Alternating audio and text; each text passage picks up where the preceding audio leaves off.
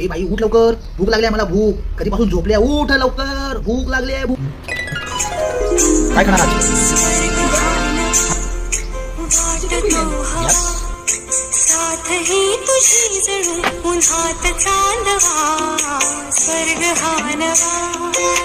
भाऊ ठीक आहे, बिर्याणी रेडी आहे, चला खाऊन घ्या. बिर्याणी तयार आहे. हो चला.